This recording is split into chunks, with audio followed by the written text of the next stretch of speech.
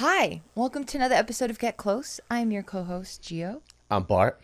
And I love these episodes when it just gets to be you and I because... I'm nervous. Why? Because you told me what you wanted to talk about for this podcast, and then it made me nervous. Really? All right, well, we're going to talk about some really intimate stuff today. But we don't have a guest. We have Mr. Bear back. And I actually like... the no guest days because you and I get to bond on a different level just because we get so busy during the day. And then once work is over, we get busy with the young tykes.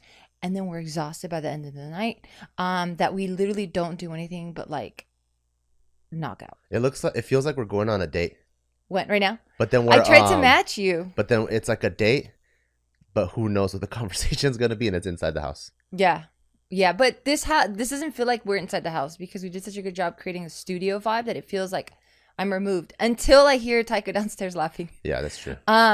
But speaking of how we just tend to go to sleep at night, that also means we're not having as much sex as we could be having. Which brings me to the topic. I wish you could see your faces. I should put a mirror next to my face so you can see the fucking reactions you're giving me. Which gave me the cool idea of discussing being comfortable with your partner having sex. And yet it sounds weird, right? Because you're with your partner, which is someone that you should already be very comfortable with. But I felt like maybe it's because you and I have very low like sex partner numbers. Yeah. That maybe we're both not comfortable having sex and we feel like shy sometimes. Do you feel that for me ever? In the beginning, I think I was very uncomfortable having sex with you. What? Yeah. You've never told me that. I told you this before. Not uncomfortable though.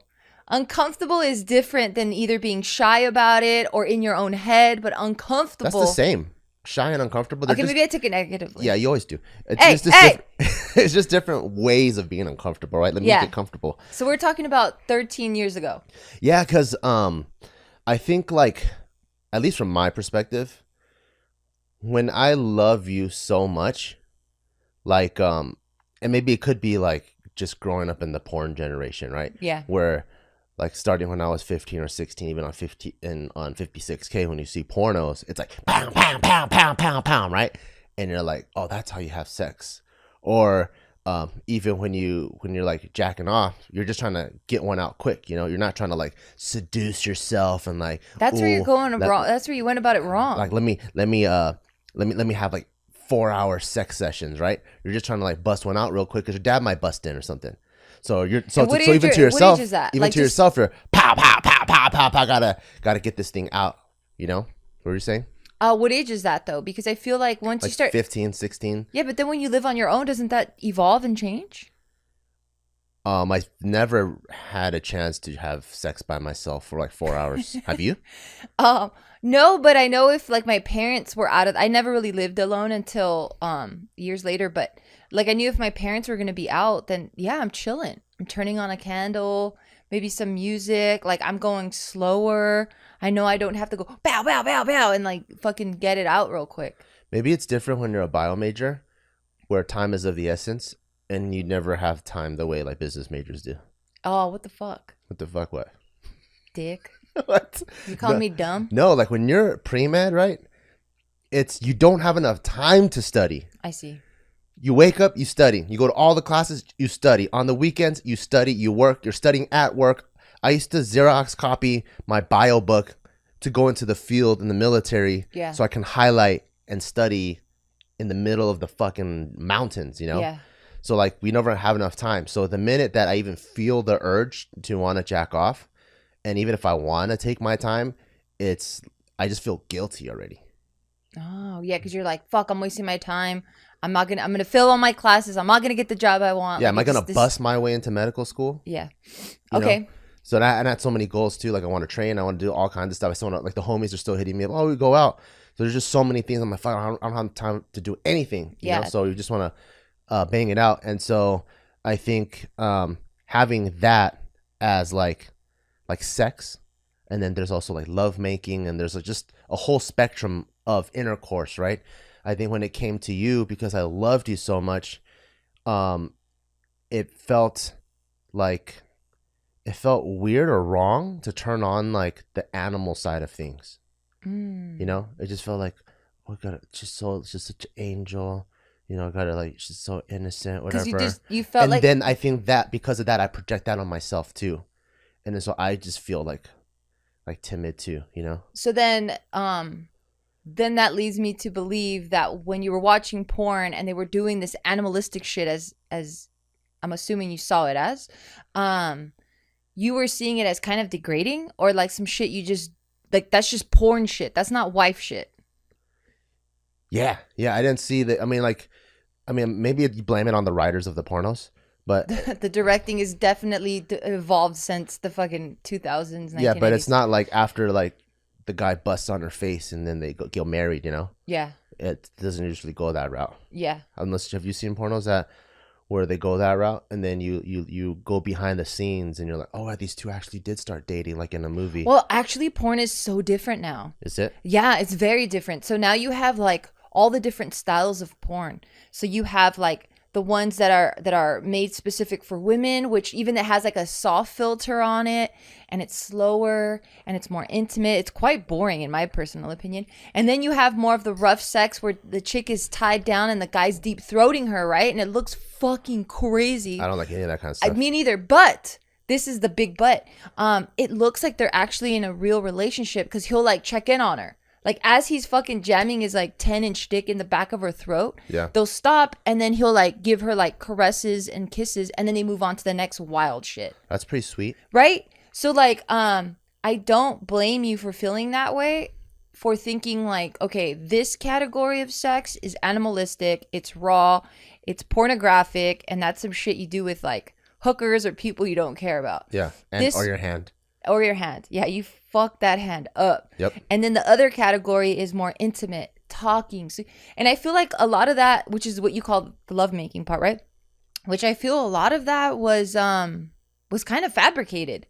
Like we were led to believe that it should be different. But every time I for me personally, anytime I did have sex, maybe because I didn't consume as much porn as you did, and I didn't I don't know. Maybe it's just that I just didn't consume as much as you did. That like I never really saw it as different things. How often did you watch porn when you're like a kid like that? What do you consider a kid? Like 15, so anything under 18? Fuck, almost never. Oh, okay. Because remember, like when we grew up, the internet was just starting. Yeah. Like we had fucking Ask Jeeves. When you ask Jeeves, like some what's the best porno? I didn't even look. I didn't even realize that the internet provided porn like that. When I was first online, or for most of the dudes that I know that was online, the trifecta of internet is downloading music, talking to friends on AIM, and then porno. Oh shit. And it was just those three. Okay, but you were like, okay, high school, yeah, 15 to 20. So I'm talking about late 90s, early 2000s. The only time I caught a glimpse of porn was because we had the fucking big ass satellite dish. Yeah. And we would illegally. Yeah. The black box. We would have the black box. And then sometimes you'd get on that channel where it was like all scattered and shit. But there were so many people in my house that like that almost never happened. So I was always in my own head when it came to like sex or whatever, or just like any scenes that I would watch. And that's kind of, I started putting my own pieces together. Yeah. And like girls, at least then, we weren't really discussing porno and jacking off and masturbating. Like I didn't start talking about that until I started getting more on JK News and started or not JK News, but just the YouTube space, and I started getting exposed to different chicks that were just so open about stuff that I'm like, oh shit, that's that. Yeah, I do that too, you know? Yeah. So maybe that's what kind of helped me. The fact that like I just felt like once you're with a partner, there is no such thing as like lovemaking and fucking. There is just like you can explore the whole thing with them. I understand where you come from with that, but for me, and I'm not blaming it on porno because I'm the one choosing to watch the porno, but it's a combination of things. Like I also grew up not just Asian, which is already unexpressive, but I grew up in a way unexpressive in terms of you don't talk about emotions. Okay. Emotions like this, right? Almost as if like if someone came and smashed into my car and I go, what the fuck? I'd probably get more in trouble for losing control than my car getting smashed. Do you know what I mean? It's Yeah. like, oh, you're telling me you lost your shit because of that? Like, that's how much of You're a, not supposed to get too riled up yeah, that's how about much anything. that's how much of an animal you are. You can't control your impulses and your emotions, you know? Where does that come from? I think like when you date, not when you date it, but when you like trace it back to the ultimate like Confucianist, idealist, like structure, family, and all that stuff, which is pretty much like the core culture of all Asian cultures. You're supposed to like hold yourself to this very like steady, stoic being, because if you're rocky, then you're gonna affect the other people around you to be rocky. And so, because the way that Confucianism is broken down is it starts with the individual. That person, be perfect. That person's perfect. Your household's perfect. Your household's perfect. Your street's perfect. If your street's perfect, then can the city be perfect? Then can the country be perfect? So it starts with the individual. So that's badass. So how they go about it is all of us individually control yourselves. When we bring down kind of like that energy level or that angst level back down, you know, when you have like forest fires or, oh no, it's really dry, it's red, all you need to do is like throw a match and that forest is going to be a flame, right? But when you go to like a lush forest like in Seattle or something, it's probably always in the blue and green, it's nice and wet, you can throw all the matches. Yeah, throw all the matches, nothing's going to happen, right? So the way they view it is, in terms of your stability, bring that down a couple notches, then now the government can actually do its job and go, this is what we're going to do, and everyone jump on board. Or if outside factors comes in, not everyone's like, outrage. So they've been doing this for centuries, right? Yeah. For maybe even thousands of years, not just centuries. So this is so ingrained. Centuries. I don't even, millennium falcon. I don't even know, but it's that's how ingrained it is in our culture, passed down. Okay. And with someone like my mom who likes to take things back to the old school, she was the most Asian motherfucker that I have ever met. Like Chinese people have already given up bowing. I've only seen Japanese and Korean people stick with that. My mom's still having me bow and stuff. And I'm like, whoa, this is crazy. Yeah, your mom's like the cousin of Confucian. Yeah. So Confucius. So with that, like always control yourself, whatever. I never even felt like I could be comfortable with my parents growing up. In what regard? The same regard you're talking about, where you're like, don't you feel down? Yeah, where you're like, you know what, like when you're with your partner, can't you feel like you could just let loose and be who you are sexually? You could be fucking, you can be lovemaking, you know what I mean? And then I'm like, I wish I could, because even at home, I couldn't even be like, you know, when you have a parent, sometimes you're your best friend, sometimes you're your teacher, sometimes you're your guardian, right? Sometimes they are your parent, whatever. I couldn't be comfortable being all those things. What's an example of not being comfortable? Because obviously, a lot of people, myself included, will understand about sex. Like, yeah, that's just something that a lot of cultures deem as like taboo, so we don't talk about that. But what about all the other shit that you can't be comfortable with? So like, from what I understand with all my American friends, right? If they need a place to get away in their house, they go to their room. Yeah. In their room, that's their place. Close the door, play whatever band they want, posters all over the place. You know, they can go and do their thing. Yep. I pretty much didn't have a room until I was 13, right? Because we had 4 bedrooms and my parents were divorced. So to make the mortgage and to make more money, me and my mom lived in a room, slept in the same bed until I was 13, and then rented out the other 3 rooms. 13's fair. I feel like that's when you start needing your privacy, because that's when you start growing the pubes and getting the emotions and the body and all that stuff happens. Yeah. So that's fair. Yeah. So when I finally got my room when I was 14, I was so happy. Nice. But it's my room, my mom's style. So all walls stay white. I'm going to inspect your room every single week. I'm going to pull open all the drawers, and the markers better lay the way markers should be laying. Books better be stacked the way that books should be stacked. Whoa. So it needs to look like IKEA.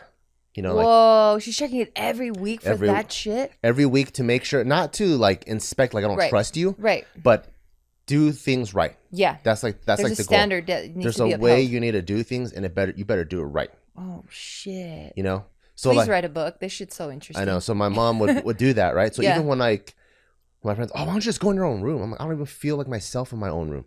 Everyone goes like, you know, there's that home, there's that safe space.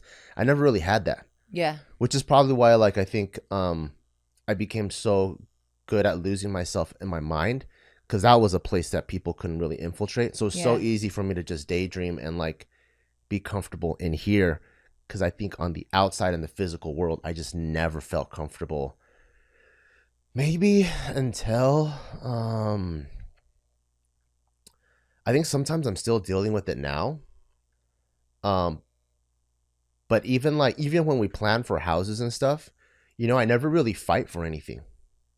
I might go like, oh, can I have like just one corner or something? Whereas a lot of couples will go, no, I need to have this. Like that pool table, that's me. For me, Yeah. it's like I can love something. You're like, I don't really want that. I'm like, that's fine. Get out here. I'm so used to never owning anything. Oh, that sucks. Yeah, it's almost like being in jail, right? Where it's like you don't have any possessions. Yeah. You're in this cell for this week. You might No, be in but another even cell. they have fucking posters. True. They have posters and all that. And I never. At least from the movies. I've never personally been to jail, but Yeah. from what I've seen, it looks like they have at least a poster. Yeah. Oh shit. Okay, so you already don't have the expression given to you, so it's very much control everything inside. Coupled with you've never even been comfortable in the place you're supposed to be comfortable with is just in your fucking place of residence. Yeah. And my parents were divorced when I was 6. Yeah. So I never really saw like proper affection. Yeah. Or affection between, besides my grandparents. So I always told you, I feel like they were my North Star. I'm like, Yes, I think that's fair. yeah. I think that's fair, but like But you don't see them fucking. You don't see them. Right, I'm getting to that part. Yeah. Yeah. I hope you never see them fucking. Yeah. But What up, guys? This episode of Get Close is brought to you by Manscaped, who's the best in the men's below-the-waist grooming. Manscaped, of course, because they offer precision-engineered tools for your family jewels. I've been using Manscaped for over 5 years now, and I would never go back. And Manscaped just recently launched the Ultimate Men's Hygiene Bundle, the Performance Package, joining over 4 million men worldwide who trusted Manscaped with this exclusive offer for you.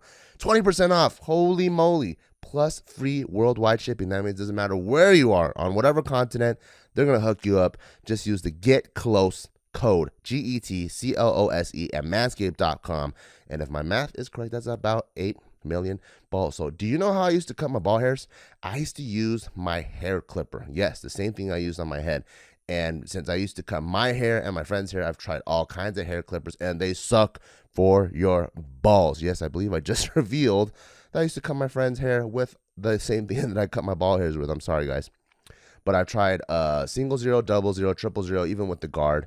And since those clippers are made for hair, like smooth surfaces like your head, I would nick my balls all the time, and I'd be screaming in the shower. So thank goodness for Manscaped. That has changed my life. Number 1, there's no cord. Number 2, it's waterproof. Number 3, it has a freaking light on it. And what's dope is the Performance Package 4.0 by Manscaped has arrived, and this is even better. Inside the package, you're going to find the Lawnmower 4.0 trimmer, the Weed Whacker ear and nose hair trimmer, the Crop Preserver ball deodorant, Crop Reviver toner, Performance boxer briefs, and a travel bag to hold all of your goodies. Is that crazy? It's a huge package. And the 4th generation trimmer features a cutting-edge ceramic blade. And this is one of the most important things ever. Because if you've ever used anything else, even like a razor or clippers, and you cut your balls, oh my God, it hurts so much once you get into the shower. I love that it's also waterproof, because that's where I cut my pubes. Because before, I would be doing it in the middle of the bathroom, and later on, I hope I don't step on it and spread it all over the bathroom, and I hope I'm able to vacuum up all the little hairs. But with the lawnmower, I just do it in the shower. Bada bing, bada boom, it's done. And it even has a light. So when you get underneath there, sometimes you're nicking yourself because you can't even see what's going on, or you leave a couple stragglers and you're embarrassed later. But you got a light, you can see everything. It's super duper convenient. I love my Manscaped lawnmower. And right now, for our listeners only, you get 20% off and free shipping with the code GETCLOSE. That's GETCLOSE at manscaped.com. That's 20% off with free shipping at manscaped.com. Just use the code GETCLOSE. Unlock your confidence and always use the right tools for the job with Manscaped. But like, you have homies that talk about shit. Were they also just inexperienced, or is it just because girls, we go into detail? Like, we'll talk about like, yeah, and then he started like unbuttoning my pants, and then this was happening, and then and then I felt this. Like, we're vocal and expressive and articulate when it comes to like explaining the story from A to Z, you know? Yeah. Like what we smell like, what we're thinking, all that shit. Is it not the obviously I know it's not the same for guys, but like aren't you trading experiences? No, it's not the same for guys, because for girls, I think you really want to walk your girlfriends through what happened and put them in. Which is most of us. Fuck yeah, we want to know the whole details. I think for dudes, you're trying to earn your high fives. What's a high five earner? So like let's say he lasted 30 seconds. Dude, I was pounding her for like an hour. Yuck! Fuck yeah, bro. That was fucking crazy. You know? Yuck! You know? So it's like guys are going to tell things. I mean, even guys explain a fight, right? Yeah, this dude stepped up to me at a bar. Dude, I fucking I ducked under like Conor McGregor. And then I was like, oh shit. And I fucking kicked him. And then you watch the video and it's just kind of like this half wrestling scramble. And then the security comes and breaks it up and goes, yeah, I whooped his ass. And I'm like, I don't even think you touched him. He didn't touch you either. Yeah. You guys just kind of stretched each other's shirts a little bit. Yeah. That's fucking funny. You know, that's how guys like tell stories. Okay, fair. Especially in that age. You Yeah. know, when you're like between 15 and 25. Nowadays, especially with comedy, like the way that we tell stories on JK News, it's almost funnier when we're on the stupid end, you know? Yeah. And I think you're more secure with yourself the older you get. So Yeah. you like explaining it. So now it'd probably be more the way like you guys would explain it, but at least in that, we weren't none of the stories traded were helpful. Yeah. Okay. Fair. So then you were having sex though. Was no one giving you any pointers or tips or like saying anything? Was that not even a conversation? Is it like shy time? Is it like, oh, we have sex, ooh, and then you have it and you're like, no, let's not talk about that anymore. Yeah, my first girlfriend, we lost our virginity to each other. I was 15, she was 15, I think.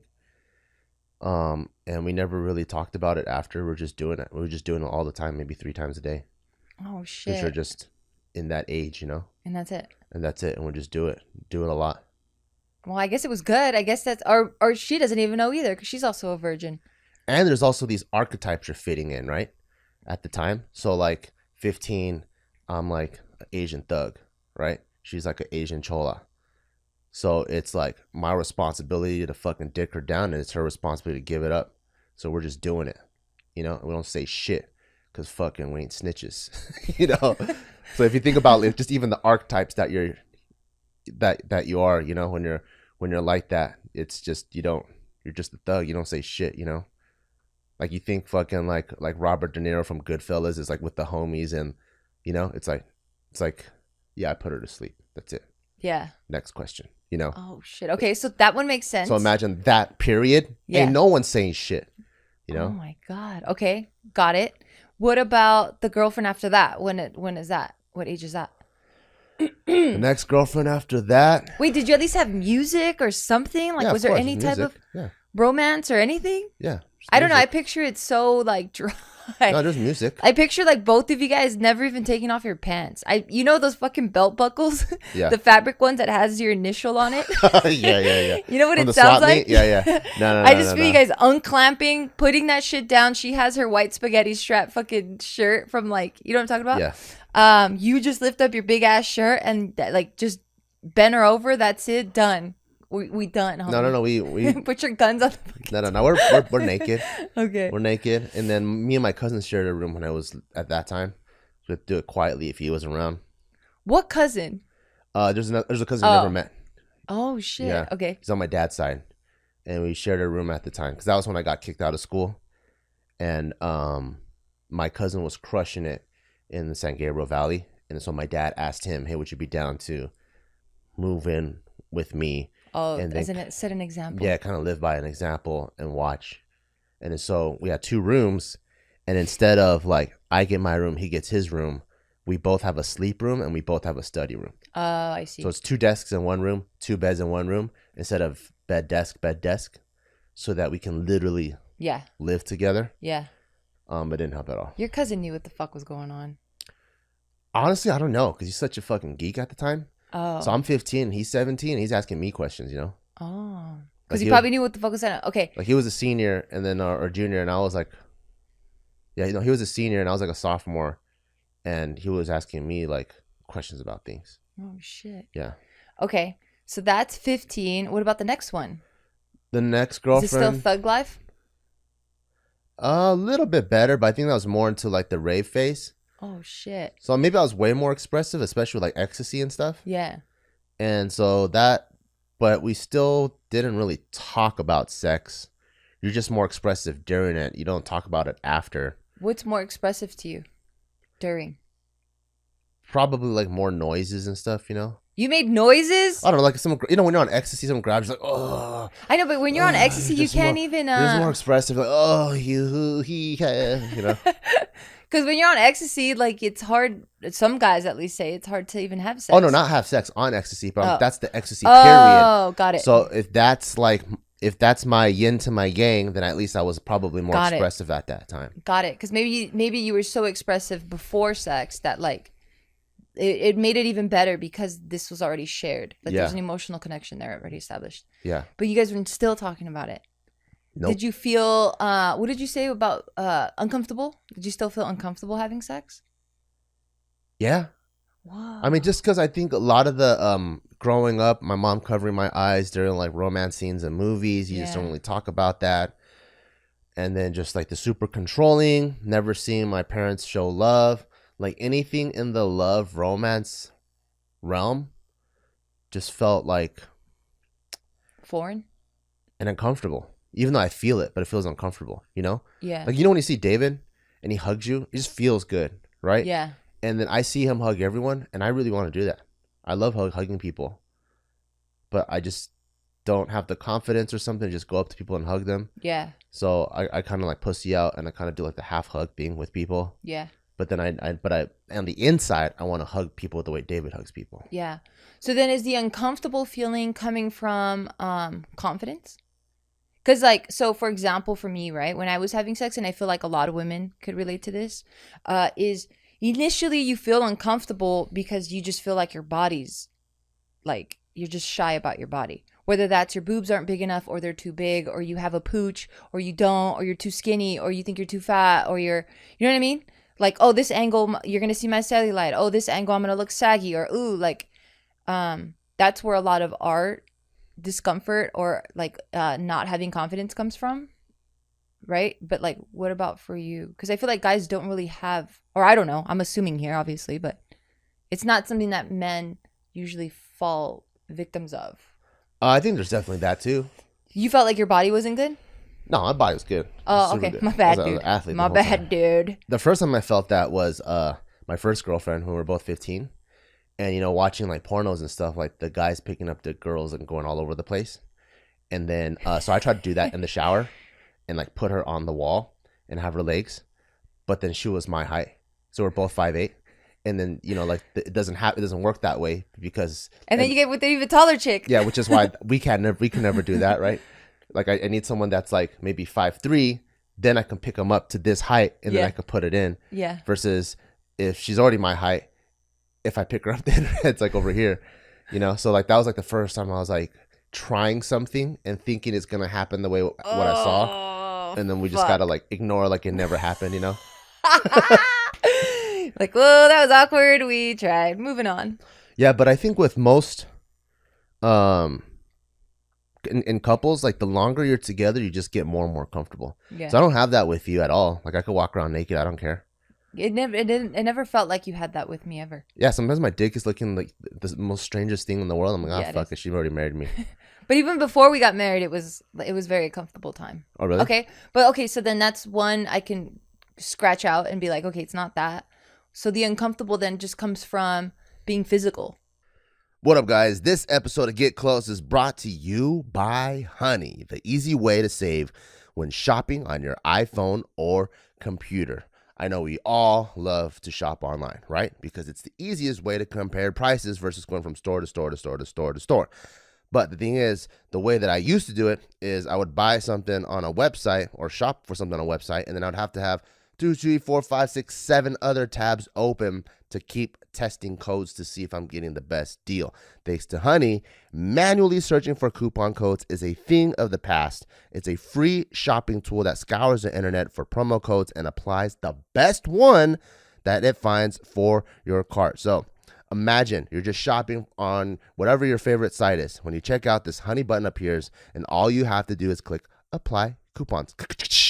You wait a few seconds, and then Honey searches for coupons that it can find for that site. And if it finds a working coupon, you'll watch the prices drop. So for me, recently I was trying to buy some shoes for Taika, and my son grows at a rapid rate.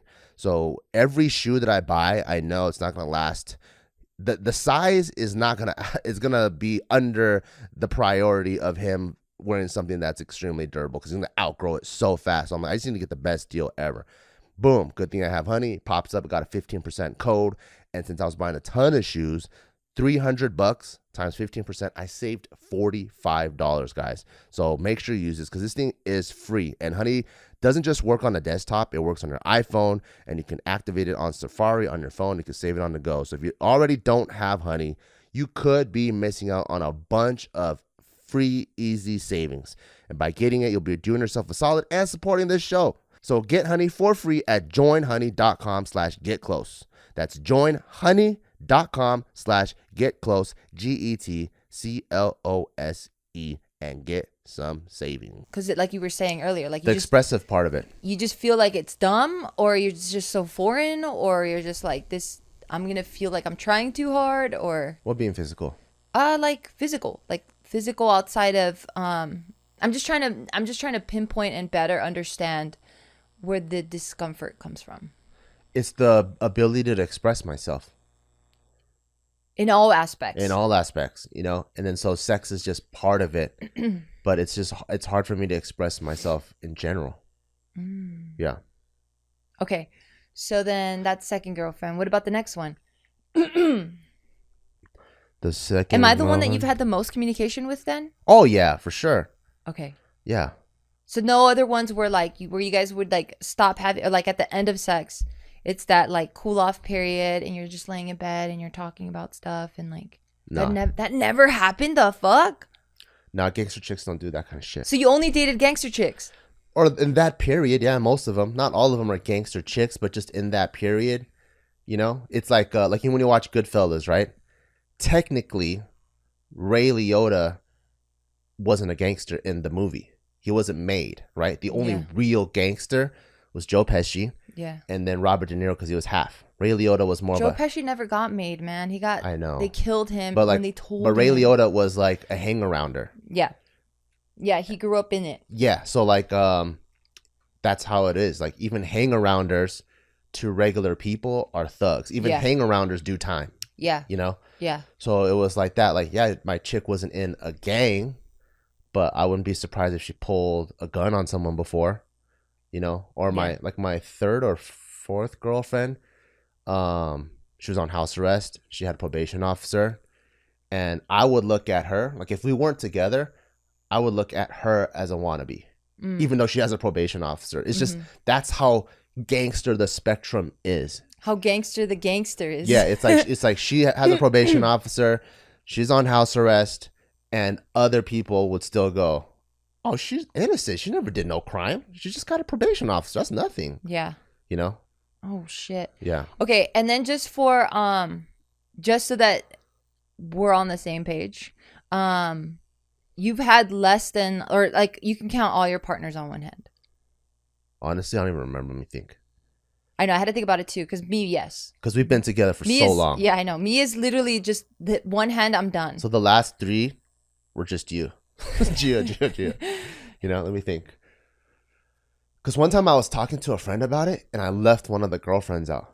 Just because that's how long ago it was, you know? Yeah. So yeah, I had a girlfriend. Partners or girlfriends? Whatever. I mean, sleeping. Whoever you've had sex with. Oh, okay, yeah. Sex. Because my first girlfriend, or first one or two girlfriends, we never had sex. Because I was too young. Yeah, I'm not talking about that. Because Okay. I've had boyfriends that I never slept with. Okay. Yeah. I think you're my fifth partner. Yeah. That's Okay, it. so we're the same. 5. High five. Yeah, we're the same. So it makes sense. Everything you're saying, it makes sense. And I think it's really dope to like talk about this shit. Yeah. Cause like I kind of knew this stuff about you, but like when we first had sex, like the very, very first time, because we did share our love story again after I don't know how many years. Like maybe even 10 years that Probably we hadn't 10 years, yeah. retold it. So definitely check out that podcast. It was fucking cute. It took me back, and I love you. Yeah, it's called How We Got Together. Yeah, CUNY. But yeah, so the first time we had sex, it was such an intense connection that like all you had to do was just hug me and I was already gonna bust. That sounds weird, but like have an orgasm. Like it was just so intense. But then the more we got to having more sex, it like became very cold. And it was just very uncomfortable because it just felt like this person that I first had sex with was just gone. And then it turned into the pound. Yeah.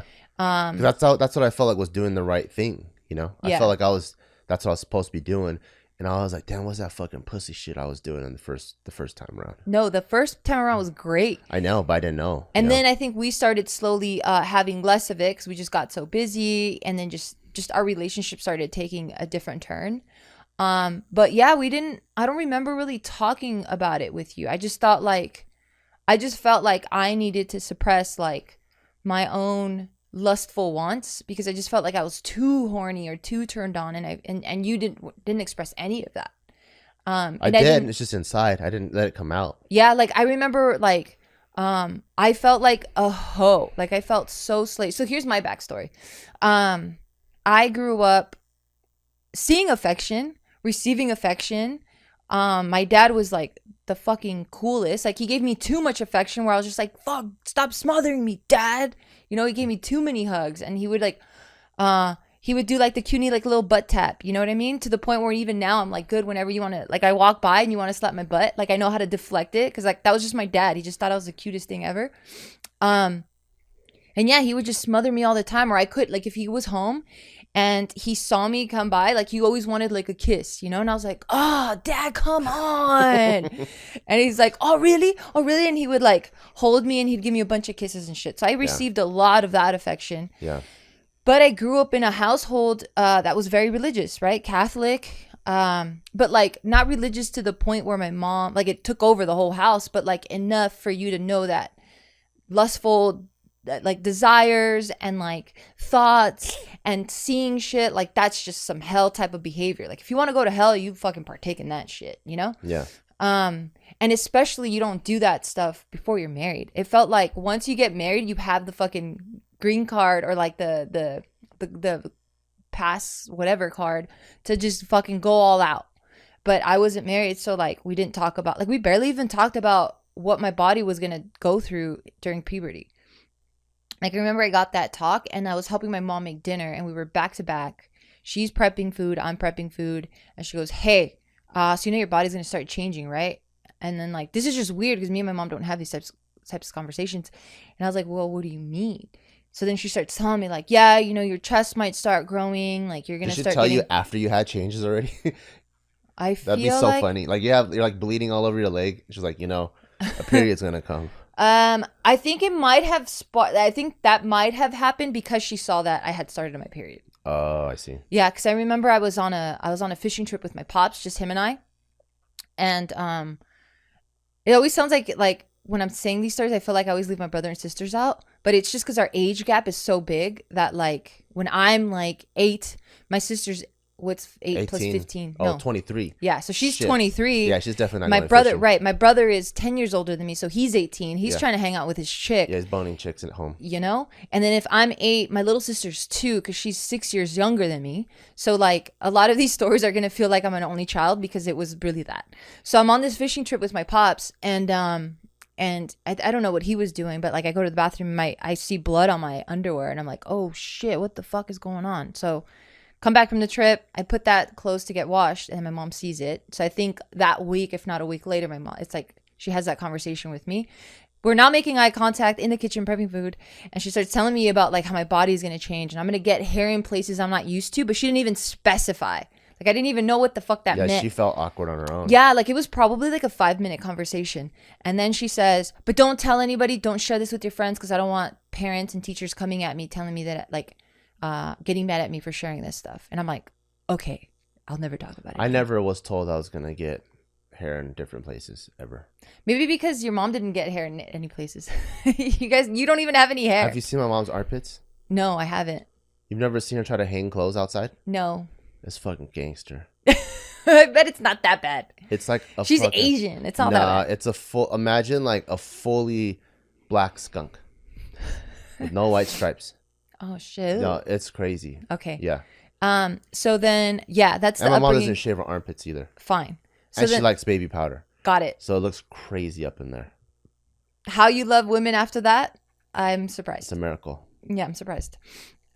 So yeah, and then every room in our house had like the angel that like you see two kids crossing a bridge and there's like this angel that's like watching over them. Yeah. So there's always a sign of God in every corner of the house. Like in my mom's room, she has the picture of Jesus, or if we not, we have like the crucifix everywhere, or the Virgin Mary. Like there's just all over the fucking wall.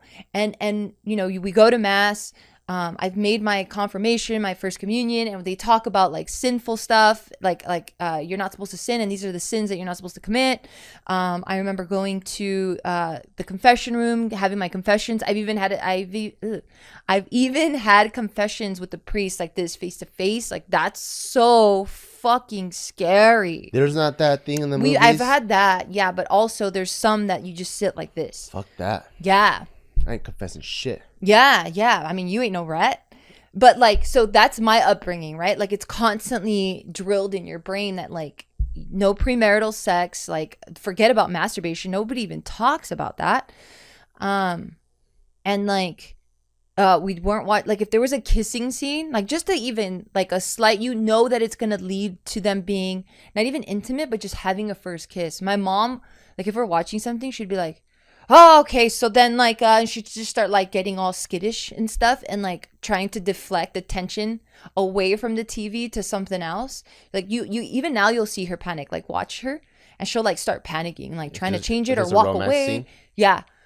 So that always felt really uncomfortable for me. Even now at fucking 38 years old, when there's an intimate love scene, I hear my brain going, let's go away. Let's start a conversation. Let's panic. Let's not pay attention to this. Oh, look away. But then I'm fighting it going, what the fuck? Shut up. Let's watch it. Like I'm forcing myself to be comfortable in that uncomfortable. Have you ever asked your mom, are you good in bed?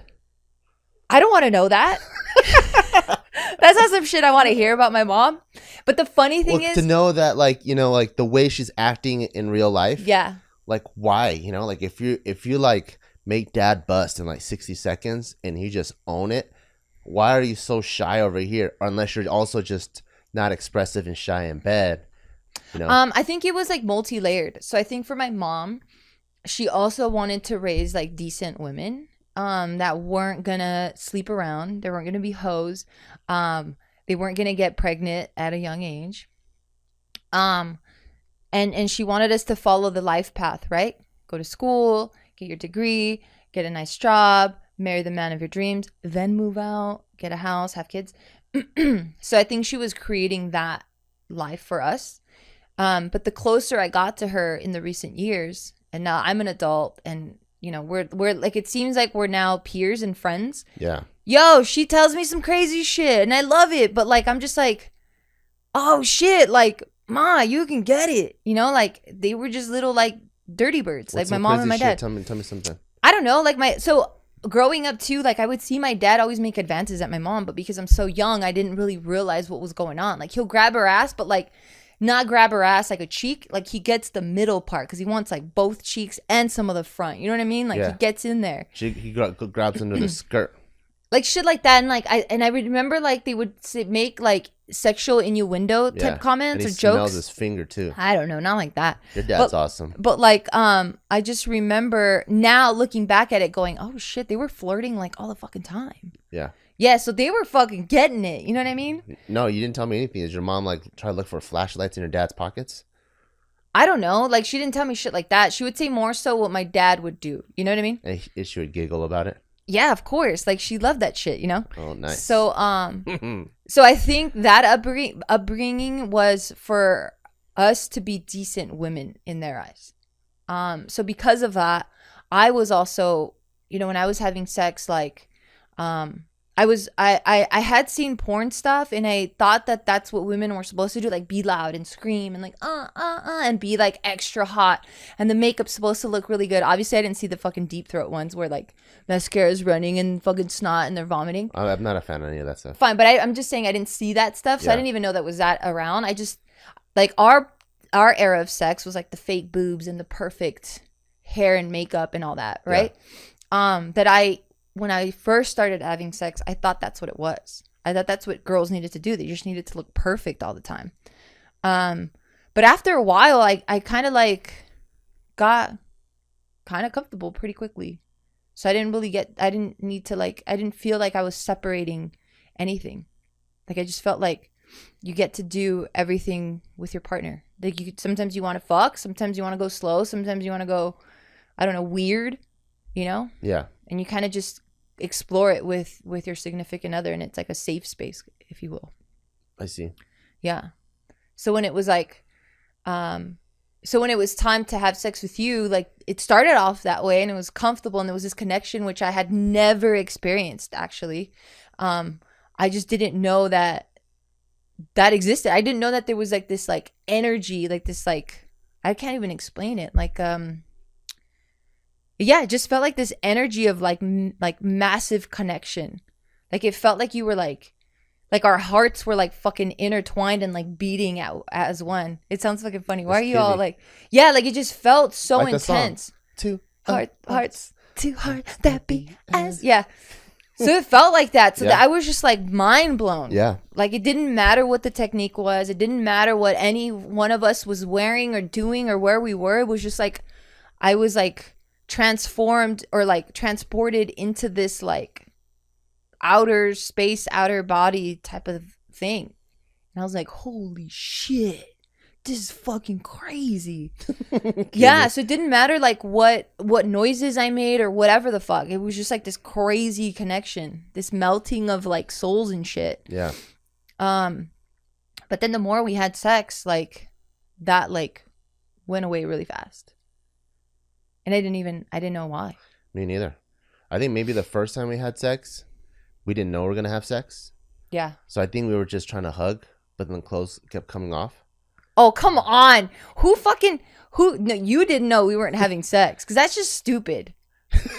No, I don't think we knew. Shut the... We I always it. know. We No, weren't I planning. always know. Okay, anytime... I think we were just trying to hug, and then No, we're like... I always know when sex is going down. No, we were trying to hug, but we just didn't want all these clothes in the way. Fuck no. Yeah. Anytime the lights are dim, there's some fucking going on. Anytime you go... Anytime you enter... If we're fucking, we need to turn the lights on. Fine, sure. But I'm just saying, if the space is comfortable, dude, you were in my room, door closed, lights off, on top of my bed. You thought we were gonna fucking hug all night? Are you dumb? I thought we were gonna hug all night. You swear to God. I don't know what's gonna happen. No, it sounds like you're joking right now. No, I really didn't know what was gonna happen. Are you kidding me, dude? I mean, I thought like... So let me explain myself. Please, because I'm just fucking blown away. Because I'm not that, what's the word? Calculated? I don't like to jump to conclusions the way you do. No, I don't either, but everyone can. It's a fucking movie trope, dude. Yeah. That's what I'm saying. And tropes are jumping to conclusions, right? Because it tends to happen that way. So you see a guy like walking behind you in an alley all fast with his hand in his pocket. You think he has a gun. For sure. But I'm not judgmental. I'm like, he might be offering me flowers or his hands might be cold. That's just dumb. There's a million other things, right? I like to keep my options open. So when we're in your bed, I'm like, we probably are going to have sex, but I loved you so much at that time. I just enjoyed hugging you. I wasn't even thinking about fucking. Obviously, I was horny, but I wasn't trying to entertain that part of it, you know? No, I don't. Because for me in a relationship, if I'm in a relationship, that's it. I'm giving you my all. If I'm not in a relationship, yeah. If we were just talking and then you come into my room, I'm not going to assume sex is going down because I don't want to have it with you. You know, I'm not going to have sex with someone unless I'm like with them. Right? Yeah. That was my mindset. Yeah. So then like, if I'm with you, I'm giving you my all. Yeah. Like that's it. Like whatever you want to take, it's all yours. So if we're together, we're fucking, dude. Thank you. That's fucking interesting. This is the type of conversations I feel like every couple should always have. Like before you get with someone, I think it's important to talk about sex. I think it's important to talk about everything, to be honest. Yeah. Talk about sex. Talk about how they see their family structure. Talk about how many kids they want. I think it's so important. Yeah. And also even like definition of financial success. Yeah. The definition of familial success too. You know, like is your definition of because you might have to support people. Yeah. Is your definition of familial success like crush it and work so hard, but then you're never home. Yeah. You know, Or even extended family. yeah. Or is your definition of familial success is any side of the family that has an emergency, they can move in at any time? Yeah. Because there's people that have the fuck no to the in-law rules. Like, I don't care what happens. If your dad is in trouble, we'll give him a retirement home, but no one's moving it. Like, you know, just Yeah, and these are all fair things. all these like major life details I think are really important to discuss. Yeah. And it felt like we didn't get to have this conversation until we really started repairing our relationship. I don't even know if we're mature enough. You know, a lot of these topics, it's like you learn about finances and stuff in retrospect. Yeah. You know, when you're a kid, you don't know shit. And then you're just like impulsive and you're just going with the flow. You're just kind of winging it. And you don't even know what to talk about. Like, I didn't even know that how I grew up affects my sex life. You know, it takes a lot of introspection to like figure that out and get yourself there. Right. Versus now we've had so many talks that we've been able to peel back all the layers. You Yeah. know? And we also grew up in an era where there wasn't internet and people weren't as open as they are now. And it's like so cool. You have people like Shannon, right? Who's constantly discussing and normalizing a lot of like sexual desires and like sexual type of approaches, relationship styles. Like, she's so open about how her and her husband have like an open relationship, whereas back in the day, open relationship just meant you were confused. Yeah. And it meant like you just didn't want to commit and you had commitment issues, right? Yeah. But like now we're way more educated and we have a lot of access to like studies or just these people that have like experienced it, and you're like, oh shit, it can actually like, it's mature and it works. Yeah. But yeah, you're absolutely right. Cause like, I don't know, maybe I would have taken this stuff personally, you know, like if you would have said like, I feel uncomfortable having sex with you, I think maybe I would have shut you out and shut off. And like, now I don't even want to have sex with you because I think I'm taking it personally. Yeah. And everyone has their own insecurities. Yeah. So who knows how people take things and project things, you know? Yeah. I've even heard couples talk about like a girl will bring a sex toy into the relationship. Like if they're going to have sex, she'll bring her sex toy because that's just what she's used to and she's open about it. And then the guy who's insecure about that might take it as like, oh, I'm not good enough for her. I'm not big enough for her. Or I don't. There's competition now or something. Yeah. Like, oh, and like, oh, you fucking slut, you know, and now you deem her the bad guy when it's like, it shouldn't even be about anything bad. But yeah, it wasn't until we started repairing our relationship that I was inquisitive about like what actually turns you on. Like, I didn't even know. Like, I just thought every guy got turned on by the same things. So I remember a time when our sex life was really dry and bad that like, my version of sparking things was to like wear a long t-shirt with like nothing underneath and you can kind of see my ass cheeks and then you wouldn't even care. Like, you would like not say anything about that. And I'm just like, okay, I'm really wrong. And I think I probably started taking that personally. Like, oh, all right. I feel like a slut bag. Instead of just talking about it. Yeah. Like, I just felt like you were so focused on work and so focused on building that you didn't have time for these like animalistic desires or distractions that I started going like, why do I have time for that? Like, what's wrong with me? Why do I want it so many times? Like, why do I want this so bad? And I'm like, oh. And then it takes me back to my upbringing of like, fucking puta and you slut. And like, why do you have this desire? Like, you're such an animal, you know? And then now trying to suppress that and be like, no, I'm not that. I'm like this righteous queen who like has zero distractions and like, I don't know, has zero emotion, I guess. Yeah, it felt like that. Yeah. I think like couples, when they first have sex, I think it would actually be really good the way you engage in a jiu-jitsu role. Explain. So like, I think when couples have sex, because, you know, meanwhile, you thought you were a slut, right? I felt like I was a dirty slut too because I'm jacking off in the backyard, not trying to like have you feel like I'm like this sex fiend. Yeah. Right? Oh man, I would have loved to watch you jack off. But I'm like busting nuts all over the fucking lemon trees. Those are some good lemons though. Yeah, all right. That backyard got fucking fertilized like so crazy. Nicely. Yeah. It dog was like piss, dog poo, homie Tyson, not Meatloaf. Meatloaf didn't make it there, but like Fawn, Brown, like so many different. And like at least 4 dudes urine. Yeah. Yeah, that tree was got fucking semen in there. Yeah, there's a bunch of stuff. I think like when you first go into sex, you're coming in with your own insecurities. Yeah. So I think both sides probably come in with, I need to perform at my best, make an impression. I need to do some ab work too, so I look but the good. impression doesn't necessarily make the best sex. The connection does, right? Absolutely. Like we learned that a decade later. Yeah. And I think that's why it reminds me of jiu-jitsu, where when you got 2 white belts, what they're worried about is winning. Yeah. Who's winning? That one move, got to pull it, you know? Yeah, you're in your own head. And then so that's not really a good role. You know, a good role is like, oh, cool, I saw what you're trying to do, and this is what I'm trying to do. And there's like, it's good jiu-jitsu, not a good match. Yeah. Right? Whereas I think 2 white belts are trying to have a good match. But then also I think when 2 people go into engage in a role for the first time, it's like, oh, what injuries do you have? I have this, stay away from this. Oh, okay, cool. Okay, cool. What about you? So kind of talking about all that stuff before having it. And I think when you hear it, it sounds kind of logical and it sounds unsexy, but I feel like that's probably like one of the healthiest way to go about it. Yeah, I love that. Yeah, because like, we all come from like different experiences. Some of us have some trauma and shit, and some of us might like to engage in more experimental type shit. And if someone with crazy trauma with like super experimental don't talk about it and they try to get into it, that just sounds like something's gonna go wrong in the middle of trying to be intimate with each other. And it might be something where like it turns each other off so much that like that's it, that relationship can't work. Yeah, because if someone's like let's say has a traumatic thing with like lights on or lights off, oh yeah, and you wait till it happens to figure that out, it might ruin it, you know. But if you can talk about all that stuff, oh man, yeah, when I have sex I have to do it, then you're both in a calm state. Oh really? How come?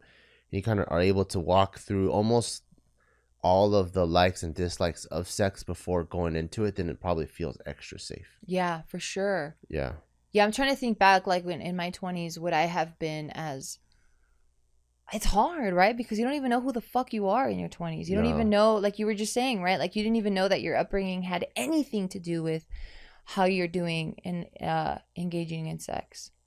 Like we don't really connect the dots like that.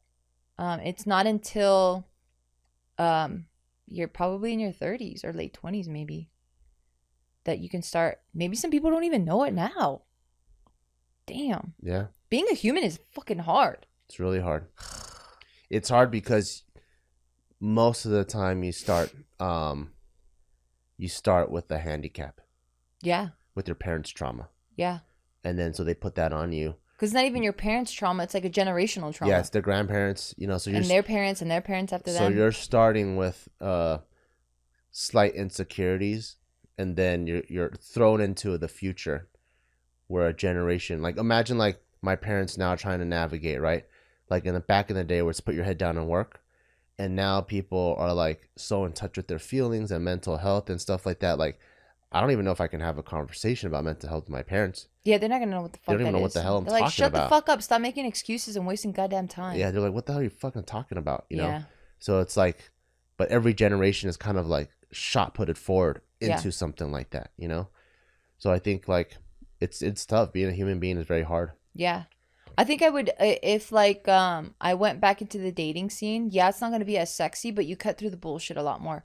That's why I think when people remarry or they marry later on in life, I'm talking about like 40s, 50s, it feels like it's so fast because it's just like they cut through a lot of the bullshit. They're like, okay, the rest of this is noise and I don't need it. What's your, like you were saying, right? Like, what's your financials? What are the financials like for you? What does like success mean to you? Tell me about your past, like all of that stuff. Whereas I remember one thing that I loved about getting in a relationship or starting to date was like the peeling back of the layers. Like I love that shit. Like I love like getting lost with the other person and trying to like discover all their shit. Now, I don't know. I don't think I give a fuck. I think I just want to get straight to the point. I don't want it to be so fucking organic. Yeah, my dad when he dates now, he says like his go-to questions before they even talk about anything sexy or whatever or any flirtatious is, are you in debt? Are you a citizen? Do you have any kids? And do you own your house? Damn.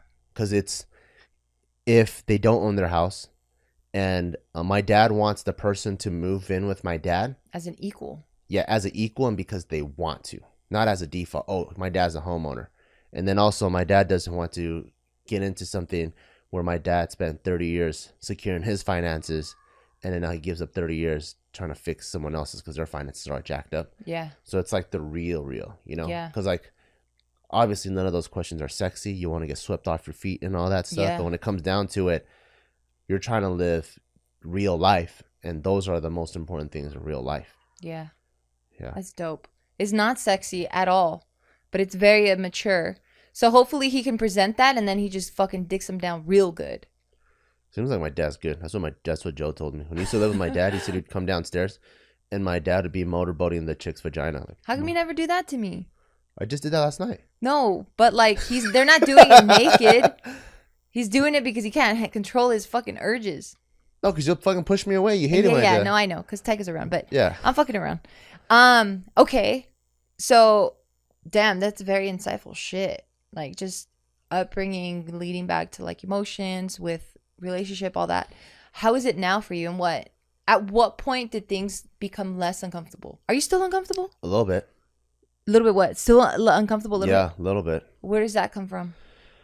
I don't know. I think the trauma is just so deep, you know, where it's like, and I grew up extremely religious. Like I pretty much. But we're married. We did everything by the books. I know, that's the crazy part. Where I pretty much was like a hair away from becoming a monk when I was like 8. You know, so it's just like, even when we have sex, the first initial thoughts, I still feel guilty. And then it's like, oh, she's my wife. We have a kid. What are you talking about? You know? Yeah. By everyone's book, no matter what fucking you look at. Yeah. We're killing it. Yeah, but it's still, I still have these weird feelings. Sometimes I have to push them away. Shit. Yeah. I just have a lot of like deep trauma, I guess. And what else makes you feel uncomfortable? Just that. Oh, just good. it's just on the inside, you know? Yeah. That I have to deal with like my own weird thoughts. Yeah. What helped you become less uncomfortable? I think just doing it more. Oh, so not even talking about it, not learning more about each other, just doing it more. Because my thing that I love doing, and I've always done this, is getting feedback at the end of everything. I feel like I hand you a survey. So for me, I like, if it's good for me, I don't want to assume it's always good for you. So then I always like to discuss, like, well, what was good? What could I have done better? What's like, I like that open dialogue because it allows for us to just be better for each other. That's pretty cool. Oh, you don't care? That didn't help you? I mean, I could email you. What the fuck? No, it doesn't help me because I think it's my own shit. Oh. You know what I mean? It's not just you. I could have sex with someone else, doesn't matter.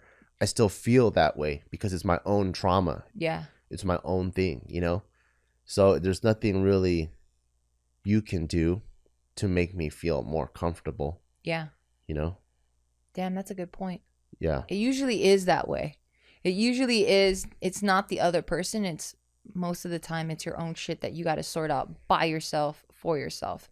And it's cool to have a partner that's open to holding space, if you will, for you, to allow you to do that and not judge you and not take it personally, so that you can sort that shit out yourself. This is how weird I feel. You know how we're planning on having a second kid? Yeah.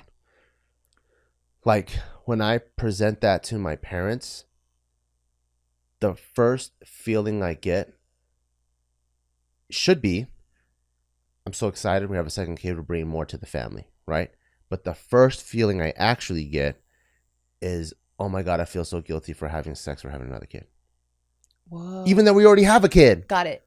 That makes sense. Which is like, what the fuck? Like, there's... Yeah, because you wouldn't feel guilty. So it has nothing to do with the second kid. It's all about the sex, because now you're admitting that you have sex openly to your parents. Yeah, more than once. Yeah. Yeah, and they know what, and you know that they know that it's not the first time that you have it and then you have a kid. So it's not like you've had sex 2 times. Yeah. It's like you've had sex a lot. That means I'm having sex for fun. Yeah. I get it. Yeah. I'm not having sex to make kids. I'm having sex for fun. Yeah, I get it. I felt that way the first time I announced I was pregnant, because now, like, you're openly admitting that you've had sex at least once. But after that, like, yeah, no. When you hear my brother and his fucking, he'll talk about a stuffed animal that they put on the fucking, not my brother, but he'll talk about his stories with his friends openly. My mom's there, everyone's there. He's talking about, oh, is that why you have the stuffed animal against the headboard so it doesn't make noise at night when you guys are fucking? And I'm going, ugh, and my mom's all cracking up. And I'm like, oh, this is some shit I got to sort out on my own because Your mom, no one else. Your mom's raunchy. She loves that shit. Very classy. She lets you be raunchy and she giggles because she's a lady. But I know what that giggle means though. yeah, no, of course. She's letting loose, you know. But yeah, this is I like I said, right? Like you just got to sort this shit out on your own. And hopefully you have a supportive circle around you that allows you to do that without judgment. Because could you imagine if you're like feeling that way and now I'm taking it personally, so now you're dealing with your own shit, now having to comfort me because I feel like I'm the only one that's lacking here and it has nothing to do with me. Yeah, it's tough. That fucking suck. Yeah. Yeah, I think good resources would be following people like Shannon, and then follow whoever she follows because they're like very open-minded, very insightful, very educated people. I love it. I love the topics that she talks about because I'll be like, oh shit, I didn't even think that was a thing, and I love it. It's really cool. But sex with you now is fucking awesome. I feel like every time we have sex now, it just it beats the last time we've had sex. Not that like it needs to beat anything, but it just feels so good and so connected, and you feel so much more confident. Whereas before, you felt a little bit timid to me. You felt so shy. I still feel shy or no? No. Now it feels like you're fucking owning it, and you're just like, this is fucking mine, and I'm like, yeah, fucking take it. It's yours. You know? Yeah. It feels good. Like I feel your strength now, whereas before I'm like, why does motherfucker have all these fucking muscles and he wants to be Lil Spoon? The fuck? This is weird. Because cute. Sometimes it's cute. Because the obvious is lame. No, that's why I got with you. The fuck? I wanted a strong guy. So I could fucking feel all little. I'm a big bitch. You are a big bitch. Hey, dude. I'm just kidding. But yeah, anything else you want to add? You fucking frog face. Why am I a frog face? I don't know. It just reminded me of that. Fine. But yeah, thanks for always being so open with me. And thank you for always, I always, like whenever I ask a question, it can be taken very lightly, and it can be, I can be given a very quick, straight answer. But I really appreciate you for like stopping, and there's silence. And it feels like you're really like breaking down my question and trying to understand where this root of the question is coming from. And it always feels like you give me a lot of respect, for one. Two, it feels like you really want to also get to the bottom of whatever it is I'm trying to get to the bottom of. And it always feels so honest. Well, they're good questions too. So they're questions I've also never asked myself. And then so they're like questions that I'm like, wait, I should know this. You know? Yeah. I should know this at the forefront of me because this is who I am. So it almost feels like someone going like, yo, what's your social security number? And you're like, I fucking should know this shit. Oh. So I'm like, I hurry up and write it. And so I could fill in my blank. Because I feel like in my identity or anybody's identity, you should know what you are. Yeah. Right? So that way when you go into the mingle in the real world, you know how to like properly navigate and mingle with people. And then so for me, I'm like, oh shit, I never thought that deeply about myself. Oh yeah, this is my favorite color. So when I'm going to go buy things, like this color is part of my identity, I should always buy things like this color. That'll make me happy because I remember this makes me happy. Yeah. Yeah. Oh, damn.